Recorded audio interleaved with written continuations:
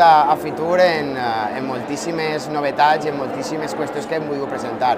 Basat en la millora del nostre producte turístic, hem presentat el nostre producte turístic, el producte turístic de Xàtiva bàsicament està basat en el que és el patrimoni i la cultura. I hem presentat ací a Fitur la nova edició del Festival Nits al Castell, que se celebrarà els dissabtes del mes de juliol, on la gent podrà gaudir de magnífiques actuacions musicals en un marc i en un entorn incomparable com és el Castell de Xàtiva, i després també hem presentat una altra de les activitats culturals que estiguem potenciant, com és la Fira Borja, una fira que se porta a terme a la nostra ciutat entre el dia 1 i el dia 5 de novembre i que pretén potenciar el que és el legat històric de la ciutat,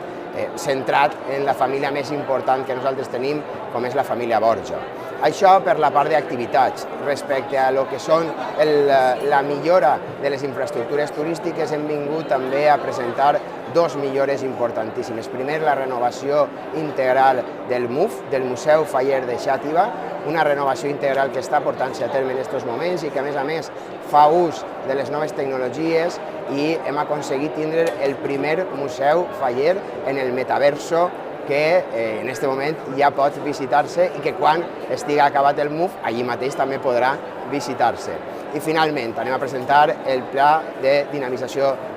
turístic de la nostra ciutat, un projecte basat en la millora d'una infraestructura fonamental per a la ciutat de Xàtiva com és el castell. El castell de la nostra ciutat té més de 80.000 habitants de l'any passat, 100.000 abans de la pandèmia, i el nostre projecte de dinamització bàsicament el que pretén és fer una renovació d'estructures, fer una nova zona de recepció de visitants, una nova zona on se podrà fer una visita guiada al castell de forma que estarà present en una sala per a que aquelles persones que tenen mobilitat reduïda o aquelles persones que tenen algun tipus de discapacitat puguen visitar el castell